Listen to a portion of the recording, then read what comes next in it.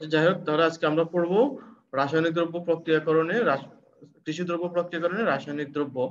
হ্যাঁ, এখন কৃষি দ্রব্য কি সেটা আমাদের আগে জানতে হবে। তার কৃষি দ্রব্যগুলো কিভাবে আমরা প্রক্রিয়াকরণ করে থাকি বিভিন্ন রাসায়নিক দ্রব্য ব্যবহার করে।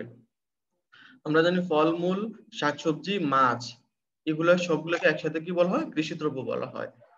যেগুলো হঠাৎ যে জিনিসগুলো কৃষি কাজের মাধ্যমে তৈরি করা হয় সেগুলোই হচ্ছে কৃষি দ্রব্য। এখন যে প্রক্রিয়া কোনো রাসায়নিক পদার্থের মাধ্যমে কোনো কৃষিজাত দ্রব্যকে দীর্ঘদিন ভালো রাখা হয় বা পচনের হাত থেকে রক্ষা করা হয়, সেই প্রক্রিয়াকে কৃষি দ্রব্য প্রক্রিয়াকরণ বলা হয়। অর্থাৎ আমরা এই যে কৃষি দ্রব্যগুলো, আমরা জানি কৃষি দ্রব্যগুলো সাধারণত কি হয়? পচনশীল হয়। এখন এই পচনশীল বস্তুগুলোকে বা পদার্থগুলোকে আমাদেরকে যদি পচনের হাত থেকে রক্ষা করতে হয়, তাহলে অবশ্যই আমাদের একটা নির্দিষ্ট প্রক্রিয়া অবলম্বন করতে হবে। আর এই প্রক্রিয়াটাকে বলা হয় কৃষি দ্রব্য প্রক্রিয়াকরণ। হ্যাঁ, এখন এই রাসায়নিক দ্রব্য ব্যবহার করে মূলত আমরা আসলে এদেরকে বিভিন্ন পচনের হাত থেকে রক্ষা করে থাকে। যেমন এখানে তো আমরা কি দেখি যে, যদি একজন আম ব্যবসায়ীর কথা চিন্তা করি, যে আম ব্যবসায়ী কি করেন? ট্রাক বা ট্রেনে করে এক জায়গা থেকে অন্য জায়গায় আম নিয়ে যায়, তাই না? স্বাভাবিকভাবেই বাণিজ্যিকভাবে এটা লাভজনক হওয়ার জন্য এক জায়গা থেকে অন্য জায়গায় আমরা দেখি যে ট্রাক, ট্রেনে করে বিভিন্ন ব্যবসায়ী আম এক জায়গা থেকে অন্য জায়গায় নিয়ে যায়। এখন নিয়ে যাওয়ার সময় আমগুলোতে কিন্তু সাধারণত দাগ লেগে যায়। এখন কিছু ব্যবসায়ী আছে তারা চাচ্ছেন যে অল্প ইনভেস্টমেন্ট করে অধিক লাভের জন্য। এদেরকে বলা অসাধু ব্যবসায়ী। যেমন কিছু এজন অসাধু ব্যবসায়ী আছেন, তারা কি করে? আম যেন ওই যে ম্যাচিউরড হওয়ার আগে, অর্থাৎ পরিপক্ক হওয়ার আগে আমগুলোকে পেড়ে নেয়। পেড়ে নিয়ে এগুলা কি করে? পরে এক স্থান থেকে অন্য স্থানে নিয়ে যায়। এখন এই কাঁচা আমগুলো যখন এক স্থান থেকে অন্য স্থানে নিয়ে যায়, তখন দাগ লাগার সম্ভাবনা কম থাকে। এখন এই যে দাগ লাগার সম্ভাবনা কম থাকে, কিন্তু আমগুলো কি থাকে? কাঁচা থাকে। এখন কাঁচা থাকলে তো মানুষ কিনবে না, তাই না? এদেরকে পাকাতে হবে। তাহলে পাকানোর জন্য তখন তারা কি করে? ক্যালসিয়াম কার্বাইড ইউজ করে। এই যে ক্যালসিয়াম কার্বাইড, এই যে ক্যালসিয়াম CaC2 অর্থাৎ ক্যালসিয়াম কার্বাইড ব্যবহার করে থাকে। এখন এই ক্যালসিয়াম কার্বাইড পানির সাথে বিক্রিয়া করে অ্যাসিটিলিন তৈরি করে। এই অ্যাসিটিলিন কিন্তু আবার ফল পাকানোর কাজে ব্যবহার করা যেতে পারে। এখন মনে রাখবা, এই যে দেখো, কৃষি দ্রব্যটাকে সে পাকালো, কৃষি দ্রব্য অর্থাৎ এখানে আমরা আমের উদাহরণ দিলাম, আমটাকে সে পাকালো, আমটাকে পাকানোর সময় সে কৃষি দ্রব্য ব্যবহার করেছে, অর্থাৎ রাসায়নিক দ্রব্য ব্যবহার করেছে, করার পরে অ্যাসিটিলিন তৈরি হয়েছে, সেটাও কিন্তু এখানে ব্যবহার করা যেতে পারে পাকানোর জন্য। অ্যাসিটিলিনটাও কিন্তু ফল পাকানোর জন্য ব্যবহার করা যায়। এই যে C2H2, এটা হচ্ছে অ্যাসিটিলিন। কিন্তু এই অ্যাসিটিলিন আবার আমাদের স্বাস্থ্যের জন্য ক্ষতিকর। অর্থাৎ দেখা যাচ্ছে যে পদার্থগুলো আমরা বিভিন্ন কৃষি দ্রব্য প্রক্রিয়াকরণে ব্যবহার করে থাকি, ওই পদার্থগুলোই আবার দেখা যায় আমাদের জন্য ক্ষতির কারণ হতে পারে। সুতরাং এগুলো ব্যবহার করার সময় অবশ্যই পরিমিতভাবে এবং সতর্কতার সহিত ব্যবহার করতে হবে, যেন এটা আমাদের জন্য ক্ষতির কারণ না হয়ে দাঁড়ায়। তাহলে আমরা দেখলাম যে ক্যালসিয়াম কার্বাইড ব্যবহার করে আম জাতীয় ফল বা ফল জাতীয় পদার্থগুলোকে সহজে পাকানো যায়। এই আম জাতীয় পদার্থ অর্থাৎ ফলগুলো তখন পচনের হাত থেকে রক্ষা পেতে পারে। এরপর আসি আমরা, দেখো, কৃষি দ্রব্য সংরক্ষণের রাসায়নিক দ্রব্য। এখন কৃষি দ্রব্য, যেমন আমরা শুরুতে বলেছিলাম, কৃষি দ্রব্যগুলো কি? মাছ, ফলমূল ইত্যাদি, এগুলোকে বলা হয় তোমার কৃষি দ্রব্য। এখন কৃষি দ্রব্য গুলো দেখা যায় পচে যায়, পচে গিয়ে কিছু দুর্গন্ধ তৈরি হতে পারে। সেই জন্য দেখবা যে বাজারে বরফ, খাদ্য লবণ, ভিনেগার ইত্যাদি পদার্থ এই পচন হাত থেকে রক্ষা করার জন্য ব্যবহার করা হয়। আমরা যেমন বাজারে দেখি ইলিশ মাছ, ইলিশ মাছে প্রচুর বরফ দেওয়া হয়। কেন? মাছগুলো, ইলিশ মাছটা একটা সিজনাল মাছ, তাই না? এটা একটা সিজনে আসে, পরের সিজন পর্যন্ত ধরে রাখতে হলে এটাকে অবশ্যই সংরক্ষণ করতে হবে। তাহলে সংরক্ষণ যদি করতে হয়, তাহলে সেক্ষেত্রে আমাকে যথাযথ রাসায়নিক দ্রব্য ব্যবহার করতে হবে। তো আমরা কি করি? ইলিশ মাছ সংরক্ষণের জন্য বরফ ব্যবহার করে থাকি। এই বরফ দেওয়ার ফলে কি হয়? ইলিশ মাছগুলো দীর্ঘদিন পর্যন্ত আর পচে না এবং দুর্গন্ধ তৈরি হয় না। ঠিক একইভাবে খাদ্য লবণও ব্যবহার করা হয়। যেমন আমরা দেখলাম যে খাদ্য লবণ কোথায় ব্যবহার করা হয়? যেমন পশুর চামড়াগুলো সংরক্ষণের জন্য সেখানে খাদ্য লবণ ব্যবহার করা হয়। তারপর ভিনেগার ব্যবহার করা হয়। ভিনেগার কোথায় ব্যবহার করে? আচার, আচার তো তোমাদের অনেক পছন্দের, তাই না? যে আচার তৈরিতে সেখানে ভিনেগার ব্যবহার করা হয়। তাহলে এইভাবেই বিভিন্ন রাসায়নিক দ্রব্য ব্যবহার করে বিভিন্ন খাদ্যদ্রব্য বা কৃষি দ্রব্যকে আমরা পচনের হাত থেকে রক্ষা করতে পারি এবং দুর্গন্ধ হয়ে যাওয়ার হাত থেকেও রক্ষা করতে পারি। এখন এখানে আরেকটি পদার্থ আছে ফরমালিন। এই যে আমরা ফরমালিন কথাটা সবাই জানি তাই না? ফরমালিন, ফরমালিনের নাম শুনেছো তোমরা? কথা জি বলো। স্যার। ফরমালিন, জি যে আমরা স্যার। বলি যে বাজারে যে খাবারটাই কিনি সেই খাবারটাই ফরমালিন দ্বারা তৈরি করা, ফরমালিন দেওয়া, এটা বলে থাকি তাই না? এখন ফরমালিন কিন্তু পদার্থগুলোকে সংরক্ষণের জন্য ব্যবহার করা যায়, কিন্তু এটা কেন ব্যবহার করলে আমরা কেন ক্ষেপে যাই, বা আমরা কেন এটাকে বলি ফরমালিন দেওয়া, এটা খেলে অসুবিধা হবে? কারণ হচ্ছে আসলে ফরমালিন একটি বিষাক্ত পদার্থ। হুম। এই ফরমালিন যদি আমাদের পেটে যায় আমাদের ক্ষতি হতে পারে।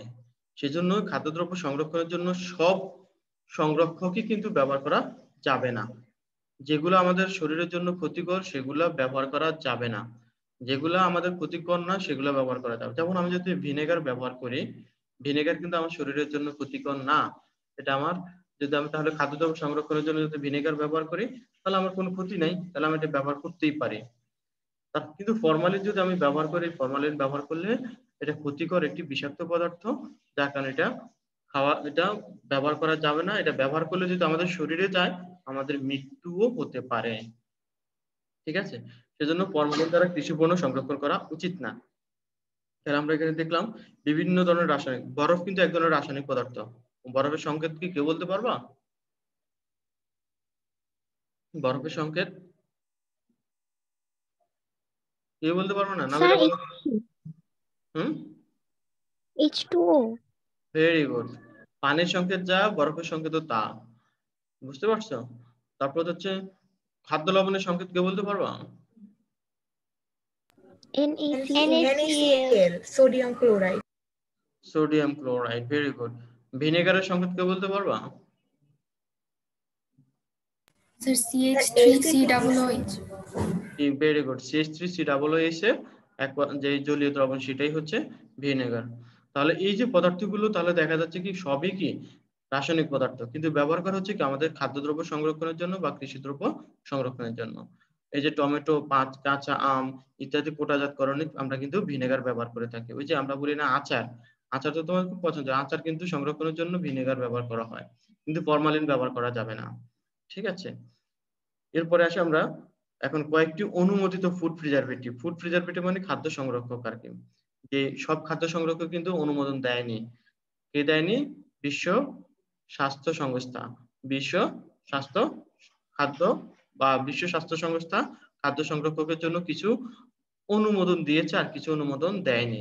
যেগুলো অনুমোদন দিয়েছে সেগুলোকে বলা হয় অনুমোদিত ফুড প্রিজারভেটিভ।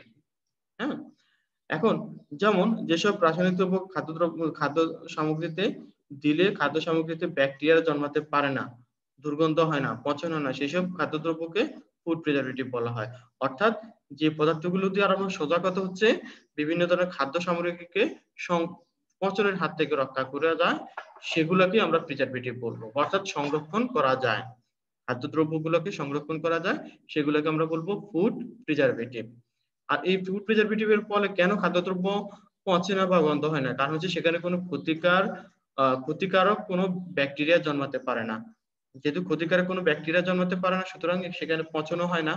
আর পচন যদি না হয় তাহলে দুর্গন্ধ ছড়ানোর কোনো প্রশ্নই আসে না। সেজন্য বিভিন্ন ধরনের প্রিজারভেটিভ ব্যবহার করা হয়। যেসব ফুড প্রিজারভেটিভ আমাদের শরীরে গেলে শরীরের জন্য ক্ষতিকর সেগুলোই কিন্তু বিশ্ব স্বাস্থ্য সংস্থা অনুমোদন দেয় না। আর যেগুলো আমাদের জন্য ক্ষতিকর না সেগুলোই অনুমোদন দেওয়া হয়। যেমন যে পদার্থগুলো এই অনুমোদিত কিছু ফুড প্রিজারভেটিভের মধ্যে বলা হয়েছে সোডিয়াম বেনজয়েট, বেনজুইক অ্যাসিড, ভিনেগার, তারপর লবণের দ্রবণ, চিনি দ্রবণ, এগুলো কিন্তু অনুমোদিত প্রিজারভেটিভ, কারণ এগুলো আমাদের কোনো ক্ষতি করে না। আমরা ভিনেগারের কথা বলেছি, চিনি দ্রবণ, চিনি আমাদের কোনো ক্ষতি করে না, সুতরাং এটা দিয়ে আমরা খাদ্যদ্রব্য সংরক্ষণ করতে পারি। কিন্তু ইথিলিন, অ্যাসিটিলিন এগুলো কিন্তু অনুমোদিত ফুড প্রিজারভেটিভ। কেন? ইথিলিন এবং অ্যাসিটিলিন এগুলো আমাদের স্বাস্থ্যের জন্য ক্ষতিকর, সেজন্য এগুলোকে বিশ্ব স্বাস্থ্য সংস্থা অনুমোদন দেয়নি। হ্যাঁ, তাহলে এটা আমাদের মনে রাখতে হবে সব কেমিক্যালসই কিন্তু সংরক্ষণের জন্য খাদ্যদ্রব্য সংরক্ষণের জন্য ব্যবহার করা যাবে না। যেগুলো শুধুমাত্র আমাদের জন্য উপকারী সেগুলো ব্যবহার করা যাবে, আর যেগুলো উপকারী না সেগুলো ব্যবহার করা যাবে না। এই জন্য আমাদেরকে একটু সাবধান হতে হবে, প্রিজারভেটিভ ব্যবহার করার জন্য সাবধান থাকতে হবে। এখন তোমরা জেনে গেছো যে কোন জিনিসগুলো ব্যবহার করা যাবে, সুতরাং তোমরা নিজেরাই এখন বুঝতে পারবা যে কোনগুলো ব্যবহার করা উচিত আর কোনগুলো ব্যবহার করা উচিত না। তাহলে আমরা এতক্ষণ খাদ্যদ্রব্য সংরক্ষণ, কৃষিজ দ্রব্য সংরক্ষণ কিভাবে করা যায় এগুলো নিয়ে পড়লাম। এরপর আমরা এখন পড়বো শিল্প বর্জ্য ও পরিবেশ দূষণ। এই শিল্প বর্জ্য কি এটা একটু আমি তোমাদেরকে আগে শুরু থেকে বলি, একটু জানিয়ে রাখি, যেটা জানতে হবে আমাদের শিল্প বর্জ্য কি, কেউ বলতে পারবা? শিল্প বর্জ্য বলতে কি বুঝি? তোমার সেন্সটা ইউজ করো। শিল্প কারখানা থেকে আমরা যে বর্জ্যগুলো পাই সেগুলোকে শিল্প বর্জ্য বলা হয়। অর্থাৎ বিভিন্ন ইন্ডাস্ট্রি বা কলকারখানা বা শিল্প কারখানা থেকে আমরা যে বর্জ্যগুলো পাই সেগুলোকে শিল্প বর্জ্য বলে। এখন মনে করো আমি সার তৈরি করব, এখন সার তৈরি করতে গিয়ে সারের সাথে যদি অন্য কোনো পদার্থ তৈরি হয় সেগুলোকে বলা হয় বর্জ্য। ঠিক আছে, আমার দরকার হচ্ছে সার, কিন্তু তৈরি হলো সাথে দেখা যাচ্ছে কিছু পরিমাণ নাইট্রোজেন তৈরি হলো, কিছু অ্যামোনিয়া তৈরি হলো, কিছু লেড, কিছু ক্রোমিয়াম ইত্যাদি পদার্থ তৈরি বের হয়ে আসলো, এগুলো হচ্ছে বর্জ্য পদার্থ। হ্যাঁ, আবার মনে করো তুমি এখন গার্মেন্টস ফ্যাক্টরিতে তুমি জামা কাপড় তৈরি করবা, প্যান্ট তৈরি করবা, থ্রি পিস তৈরি করবা, ইত্যাদি তৈরি করবা, এগুলো হচ্ছে তোমার প্রোডাক্ট, উৎপন্ন পদার্থ। কিন্তু এদের সাথে দেখা যায় যে তৈরি করতে গিয়ে যে রাসায়নিক পদার্থগুলো ব্যবহার করা হয় ওই রাসায়নিক পদার্থের সাথে ক্রোমিয়াম, লেড, মার্কারি, ক্যাডমিয়াম ইত্যাদি পদার্থ মিশ্রিত থাকে, এগুলো হচ্ছে বর্জ্য। ঠিক আছে, এই যে অপ্রয়োজনীয় যে জিনিসগুলো সেগুলো হচ্ছে বর্জ্য, আর যেগুলো তৈরি করে আমাদের টার্গেট সেগুলো হচ্ছে আমাদের উৎপন্ন পদার্থ যেটা আমার লাগবে, আর সাথে যেগুলো দরকার নাই কিন্তু তৈরি হচ্ছে সেটাই হচ্ছে বর্জ্য। আর যেহেতু শিল্প কারখানা থেকে এটা তৈরি হচ্ছে সেজন্য এদেরকে বলা হয় শিল্প বর্জ্য। এখন এই শিল্প বর্জ্যগুলো কিন্তু পরিবেশ দূষণের সাথে ওতপ্রোতভাবে জড়িত, তাই না? শিল্প বর্জ্যগুলোর মধ্যে থাকে ক্রোমিয়াম, থাকে লেড, থাকে মার্কারি, থাকে ক্যাডমিয়াম থাকে, এগুলা খুবই মারাত্মক ক্ষতিকর রাসায়নিক দ্রব্য। এই যে ক্রোমিয়াম, লেড, মার্কারি, ক্যাডমিয়াম এদেরকে হেভি মেটাল বলা হয় বা ভারী ধাতু বলা হয়। এই ভারী ধাতু বা বর্জ্য পদার্থ মাটি এবং পানিতে প্রবেশ করে। এই মাটি এবং পানিতে যখন প্রবেশ করে এই পদার্থগুলো আস্তে আস্তে মাটি পানির সাথে আমাদের শরীরে প্রবেশ করে, কারণ আমরা মাটির উপর নির্ভরশীল, পানির উপর নির্ভরশীল, তাহলে কোনো না কোনো ভাবে এই ভারী পদার্থ গুলো কি করে আমাদের শরীরে প্রবেশ করে। এতে কি আমাদের শরীরে বিভিন্ন ধরনের রোগ হতে পারে, ইভেন ক্যান্সারও হতে পারে, তখন আমাদের মৃত্যু পর্যন্ত হতে পারে। ইভেন আমাদের লিভারে, যেখানে কিছু উদাহরণ দেওয়া আছে, আমাদের শরীরে এসব ভারী ধাতু প্রবেশ করে আমাদের কিডনি ও লিভারের ক্ষতি করে, এমনকি মৃত্যুও ঘটাতে পারে। তারপরে আবার সাবান ও ডিটারজেন্ট কারখানা থেকে প্রচুর পরিমাণে কস্টিক সোডা মাটি ও পানিতে নির্গত হয়। পানিতে কস্টিক সোডা গেলে পানিতে ক্ষারকের মাত্রা বেড়ে যায়, ফলে পানিতে জলজ প্রাণী বা উদ্ভিদ ভালোভাবে বাঁচতে পারে না। অর্থাৎ আমরা যে সাবান ডিটারজেন্ট দৈনন্দিন জীবনে ব্যবহার করছি সেখানে কিন্তু আমরা জানি সাবান ডিটারজেন্টের মূল উপাদান কি ছিল, আমাদের সাবানের মূল উপাদান ছিল সোডিয়াম হাইড্রোক্সাইড, তাই না? আর ডিটারজেন্ট ছিল সোডিয়াম লরাইড সালফেট। এই দুটি ক্ষেত্রেই সোডিয়াম হাইড্রোক্সাইড যখন তৈরি হয় এটি কিন্তু পানিতে চলে আসে। পানিতে চলে আসলে পানিতে কি থাকে আমরা জানি যে মাছ বা বিভিন্ন জলজ প্রাণী থাকে। যখন এগুলো পানিতে চলে আসে তখন পানিতে আমরা জানি সোডিয়াম হাইড্রোক্সাইড একটা ক্ষারীয় পদার্থ, তাই না? সবাই জানি না এটা? জানি কি? প্রমি বলো। জি স্যার। এটা একটা ক্ষারীয় পদার্থ। তাহলে এটা ক্ষারীয় পদার্থ হওয়ার কারণে মাছের জন্য একটা নির্দিষ্ট পরিবেশ দরকার, বা জলজ প্রাণীগুলোর একটা নির্দিষ্ট পরিবেশ দরকার, একটা নির্দিষ্ট পিএইচ থাকে। কিন্তু যখন ক্ষার যুক্ত হবে তখন পানি ক্ষারীয় হয়ে গেলে কি হবে, পিএইচটা বেড়ে যাবে। পিএইচ যদি বেড়ে যায় তাহলে তখন আর জলজ প্রাণীগুলো আর বাঁচতে পারবে না, অর্থাৎ তারা মরে যাবে। তারা মরে যাওয়া মানে কি, পানিটা নষ্ট হয়ে যাবে। পানি নষ্ট মানে কি, এটা পরিবেশ দূষিত হলো, তাই না? তাহলে আমরা দেখলাম এই শিল্প বর্জ্যগুলো যদি পানিতে কোনোভাবে চলে আসে তাহলে পানি নষ্ট হয়ে যায়, যদি বাতাসের সাথে মিশে যায় তাহলে আমাদের শরীরে প্রবেশ করবে নিঃশ্বাসের সাথে, তাহলে আমাদের ক্ষতি হচ্ছে। তাহলে দেখলাম শিল্প বর্জ্যগুলো বিভিন্নভাবে পরিবেশকে দূষিত করছে। যদি মাটিতে যায় তাহলে কৃষি দ্রব্য আমরা যথাযথভাবে উৎপন্ন করতে পারবো না, তাই না? সেজন্য এই যে শিল্প বর্জ্য এবং শিল্প বর্জ্যগুলো দেখা যাচ্ছে পরিবেশ দূষণের সাথে ওতপ্রোতভাবে জড়িত। এখন এগুলোকে আমরা কিভাবে প্রোটেকশন দেব? প্রোটেকশন দেওয়ার উপায় হচ্ছে এগুলোকে আমাদের শিল্প কারখানায় যখন আমরা ব্যবহার করব এমন কোন পদ্ধতি ব্যবহার করতে হবে যেন এই পদার্থগুলো পরিবেশে না আসতে পারে। যেমন তোমরা এই যে আমরা যে কোক খাই, তাই না, কোক, 7 আপ, স্প্রাইট ইত্যাদি খাই, এই জিনিসগুলো যখন তৈরি করে এই যে পানিগুলোকে একটা রিজার্ভয়ারে এটাকে সংরক্ষণ করা হয়। সংরক্ষণ করে এটাকে পরে ট্রিটমেন্ট করা হয়। ট্রিটমেন্ট মানে হচ্ছে এই তার সাথে যে অপ্রয়োজনীয় পদার্থগুলো হচ্ছে এগুলোকে আলাদা করে হয় একটা আলাদা করে নেওয়া হয় একটা প্রক্রিয়ার মাধ্যমে, করে অপ্রয়োজনীয় পদার্থগুলোকে কি করা হয়, এটাকে যথাযথভাবে একটা নির্দিষ্ট জায়গায় ফেলা হয় যেন এটা পরিবেশের মধ্যে না যায়। আর পানিটাকে কিন্তু রিইউজ করা যায়, আবার ব্যবহার করা যায়, খাওয়া যায়। ঠিক আছে, তাহলে এইভাবে আমাদের কোনো না কোনো ভাবে সিস্টেম তৈরি করতে হবে, যেটাকে ইটিপি বলা হয়, ইফ্লুয়েন্ট ট্রিটমেন্ট প্ল্যান্ট বলা হয়। ওই পদ্ধতির মাধ্যমে আমরা কি করতে পারি, এই যে বর্জ্যগুলোকে কাজে লাগাতে পারি, কাজে লাগালে সেটা পরিবেশ দূষণ করতে পারবে না। তাছাড়াও আমরা যখন রাসায়নিক দ্রব্যগুলো ব্যবহার করি তখন সতর্কতার সাথে ব্যবহার করতে হবে, যেন খুবই কম সংখ্যক অপ্রয়োজনীয় পদার্থ থাকে। এভাবে আমরা কি করতে পারি, শিল্প বর্জ্য থেকে পরিবেশ দূষণ থেকে পরিবেশ রক্ষা করতে পারি। অর্থাৎ আমরা শিল্প বর্জন যেগুলো আছে সেগুলোর পরিমাণ কমাতে পারি এবং এতে পরিবেশ দূষণ কম হবে। ঠিক আছে, তাহলে এই ছিল আমাদের হচ্ছে মোটামুটি তোমার কিভাবে শিল্প বর্জ্য পরিবেশ দূষণ সম্পন্ন হয়ে থাকে। এই চ্যাপ্টারটা আমাদের মোটামুটি শেষ। এখন আমরা কিছু অনুশীলন পরিবেশগুলো আমাদের চ্যাপ্টারটা শেষ। এখন তোমাদের কাজ হচ্ছে তোমরা পড়বা, তোমরা পড়ে এখানে কিছু কোশ্চেন আছে, পড়ে যদি তোমাদের কোনো প্রবলেম হয় সেটা তোমরা অবশ্যই আমাকে জানাতে হবে। এবং এখানে যেহেতু এখন তোমাদের লিখিত পরীক্ষা নিতে পারছেই না, আমি কিন্তু প্রত্যেকটি চ্যাপ্টার শেষ করে বা কিছু অংশ পড়িয়ে কিন্তু পরীক্ষা নেই। তোমরা অলরেডি জানো আমি ক্লাস যে কয়টা ক্লাস পেয়েছি তোমাদের কয়েকটা পরীক্ষা নিয়েছিলাম ছোট ছোট, তাই না? মনে আছে তোমাদের এই জি স্যার। বন্ধ হওয়ার আগে? তাহলে আমি ওভাবে কিন্তু পরীক্ষা নেই। এখন যেহেতু ওভাবে পারি না, আমি কিন্তু এমসিকিউ পরীক্ষা নিই, একটা এমসিকিউ পরীক্ষা নিয়েছি। নেক্সট ক্লাসে আমি আরেকটা এমসিকিউ পরীক্ষা নেব।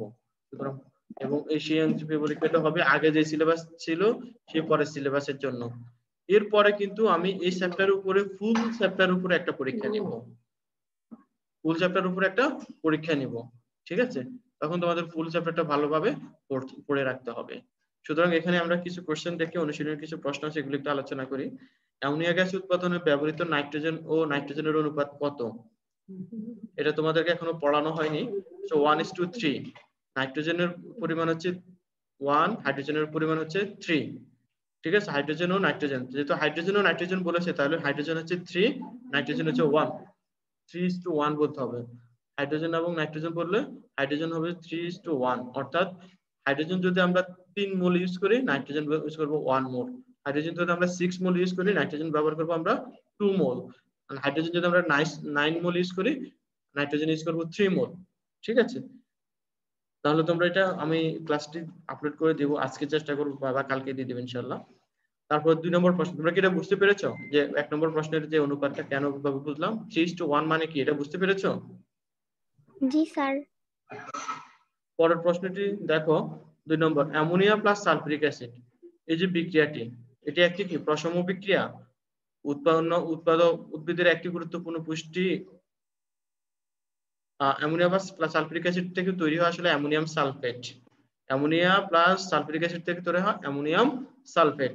এটাও তোমাদের ওই ভিডিও ক্লাসে আছে, ওখানে দেখবা অ্যামোনিয়াম সালফেট তৈরি হয়। এই অ্যামোনিয়াম সালফেটটা কি আমাদের এখানে বলা হয়েছে উৎপাদক মানে কি অ্যামোনিয়া এবং সালফিউরিক অ্যাসিড বিক্রিয়া করে যে পদার্থটি তৈরি হয় তাকে বলা হচ্ছে উৎপাদক। তাহলে সে পদার্থটি হচ্ছে অ্যামোনিয়াম সালফেট, আমি তোমাদেরকে বলে দিলাম এখানে। তাহলে অ্যামোনিয়াম সালফেট একটি গুরুত্বপূর্ণ পুষ্টি উপাদান কিনা। তারপর হচ্ছে উৎপাদের জলীয় দ্রবণের পিএইচ এর মান 7 এর চেয়ে বেশি, নিচের কোনটি সঠিক? তাহলে এখানে তুমি বলো তো, কেউ একজন বলো এটি কি প্রশমন বিক্রিয়া কিনা অ্যামোনিয়া এবং সালফিউরিক অ্যাসিড, এটা বলতে পারবা? বলো, নাবিলা বলো, বলো, আচ্ছা সুমাইয়া বলো, বলতে চাচ্ছ বলো, সুমাইয়া বলো। স্যার এটা তো প্রশমন বিক্রিয়াই। কেন প্রশমন বিক্রিয়া বলো তো দেখি?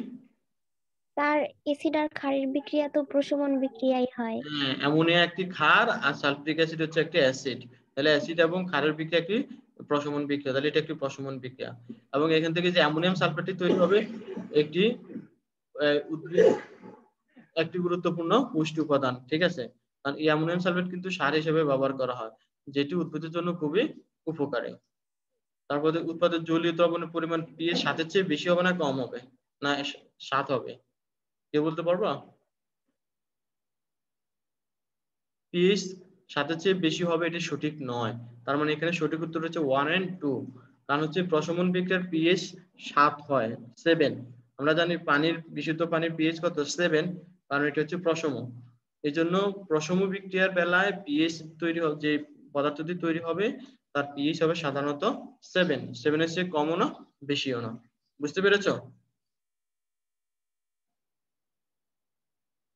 তোমরা রেসপন্স করো। আচ্ছা, জি 3 নম্বর যে প্রশ্নটি আছে, 3 নম্বর প্রশ্নের দিকে একটু খেয়াল করো। ওখানে বলা আছে কোনটি রঙিন পদার্থকে বর্ণহীন করে। কোনটি রঙিন পদার্থ, এখানে এটা একটা বলতে পারার কথা, কেউ একজন বলো। সোডিয়াম হাইড্রোক্সাইড, তারপরে এটা কোনটি রঙিন পদার্থকে বর্ণহীন করে, এখানে 3 নম্বরটার কোনটা উত্তর হবে? CaOCl ওটার নাম কি? স্যার এটা ব্লিচিং পাউডার। ব্লিচিং পাউডার, ঠিক আছে। ক্যালসিয়াম ক্লোরো হাইপোক্লোরাইড, রাসায়নিক নাম হচ্ছে ক্যালসিয়াম ক্লোরো হাইপোক্লোরাইড, যেটাকে আমরা ব্লিচিং পাউডার বলে থাকি, ঠিক আছে। তাহলে এটি হচ্ছে রঙিন পদার্থকে বর্ণহীন করে ফেলে। আচ্ছা, জমিতে ইউরিয়া প্রয়োগ করলে কোন আয়ন উদ্ভিদ দ্বারা প্রশমিত হয়? এটা তোমরা এখনো পড়ো নাই, এটা হচ্ছে অ্যামোনিয়াম আয়ন হবে। জমিতে যখন ইউরিয়া প্রয়োগ করলে কোন আয়ন উদ্ভিদ দ্বারা পরিশোষিত, সেটা হচ্ছে অ্যামোনিয়াম আয়ন, ঠিক আছে। তার মানে হচ্ছে আমরা যখন ইউরিয়া প্রয়োগ করি সেখান থেকে নাইট্রোজেনটা শোষিত হয়। নাইট্রোজেন কিভাবে শোষিত হয়? এই অ্যামোনিয়াম আয়ন শোষণের মাধ্যমে, অ্যামোনিয়াম আয়ন শোষণের মাধ্যমে শোষিত হয়, ঠিক আছে, এটা মনে রাখতে হবে। আচ্ছা, তারপরে দেখো এখন আমরা একটা সৃজনশীল প্রশ্ন আলোচনা করব, এটা দিয়ে আমরা ক্লাস শেষ করব। 10ম শ্রেণীর ছাত্র শাওন টিউবওয়েলের পানিতে সাবান দিয়ে পানি কাপড় ধুয়ে দেখলো সেটি তেমন পরিষ্কার হয়নি এবং ফেনাও ভালো হয়নি। তার বন্ধু রিয়াদকে কথাটি জানালে রিয়াদ তাকে ডিটারজেন্ট ব্যবহার করার পরামর্শ দিল। এটা হচ্ছে তোমার একটা স্টেপ। এখন বললো সাবান কি, কেউ বলতে পারো সাবান কি? স্যার উচ্চতর ফ্যাটি অ্যাসিডের সোডিয়াম বা পটাশিয়াম লবণ। আচ্ছা, গুড। গ্লাস ক্লিনার কি, কেউ বলবা? স্যার যেটা দ্বারা গ্লাস পরিষ্কার করা হয় ওইটাই তো গ্লাস ক্লিনার। হ্যাঁ, গ্লাস পরিষ্কার করা হয়, সেটার মূল উপাদান হচ্ছে silicon die oxide. Silicon die oxide, সেটা হচ্ছে তার মূল উপাদান। ওকে, এখন 3 নম্বর যে প্রশ্নটি বলা হচ্ছে, শাওন প্রথমে যে পদার্থ দিয়ে কাপড় পরিষ্কার করার চেষ্টা করেছিল তার পরিষ্কার কৌশল বর্ণনা করো। এখন কৌশল তো আমরা এখানে বর্ণনা করতে পারবো, বাট ওই পদার্থটি কি ছিল, কেউ বলতে পারবা? সাবান। সাবান ছিল, গুড। সাবান দ্বারা দেখা যাচ্ছে যেটি সাধারণত ভালো ফেনা হয়নি। তাহলে এখানে রিয়াদ কাপড় পরিষ্কার করার জন্য শাওনকে যে পরিষ্কার সামগ্রী পরামর্শ দিয়েছিলেন সেটি কার্যকর হওয়ার কারণ যুক্তি সহ ব্যাখ্যা করো।